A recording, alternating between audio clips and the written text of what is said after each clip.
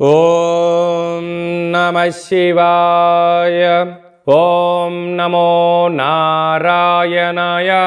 నరదృష్టి నివారణ కాల భైరవాయ నమో నమః. హరి ఓం.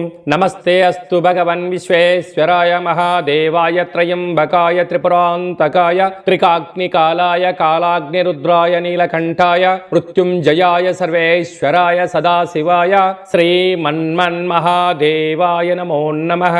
హరి ఓం. 16-2-2025 నుండి 28-2-2025 వరకు పుట్టినటువంటి వారందరికీ కూడా ముందస్తుగా జన్మదిన శుభాకాంక్షలు. గతంలో వివాహం చేసుకున్న వారికి వివాహ వార్షికోత్సవ శుభాకాంక్షలు. ద్వాదశ రాశుల్లో గ్రహ గమనాలు ఒకసారి వీక్షింపచేద్దాం. వృషభ రాశి వారికి ఎలా ఉండబోతుందో ఈ వీడియోలో సవివరంగా సంపూర్ణంగా తెలుసుకుందాం. వృషభ రాశిలో ఏ నక్షత్రాలు వస్తాయిగా? కృతికా నక్షత్రంలోని 2, 3, 4 పాదాలు, రోహిణి నక్షత్రంలోని 4 పాదాలు, మృగశిర నక్షత్రంలోని 1, 2 పాదములను కలిపితే వృషభ రాశి యొక్క అధిపతి శుక్ర భగవానుడు.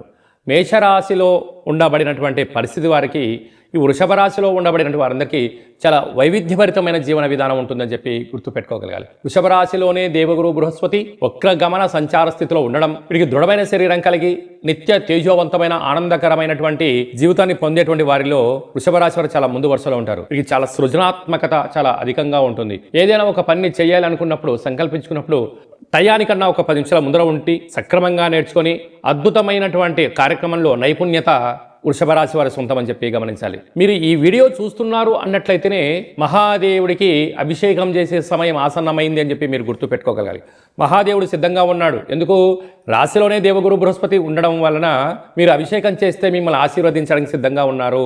ఓం నమః శివాయ అనేటువంటి పత్రాన్ని రాయడం, జపం చేయడం చెందడం వల్ల భగవంతుడు నిత్యము మన వెంట ఉంటూ మిమ్మల్ని ఆశీర్వదిస్తూ కష్టాలను దూరం చేస్తూ ఐశ్వర్యాన్ని ఆనందాన్ని మీ ముందు తీసుకొస్తూ ఉంటాడు. ఇంకా భగవంతుడు ఎప్పుడు కూడా ఎవరికి కూడా హాని చేయడు, చెడు చేయడు. నువ్వు స్మరిస్తే నీ వెంట ఉంటాడు, స్మరించలేదు తన పని తాను చేసుకుంటూ ఉంటాడు. కనుక వృషభ రాశి వారు ఈ ఒక చిన్న విషయం తెలుసుకొని మహాదేవుడికి సేవ చేద్దాం, ఐశ్వర్యానికి ఆనందానికి స్వాగతం పలుకుదాం, అష్ట కష్టాలకు స్వస్తి పలుకుదాం, అష్టైశ్వర్య ప్రాప్తం ఉంది.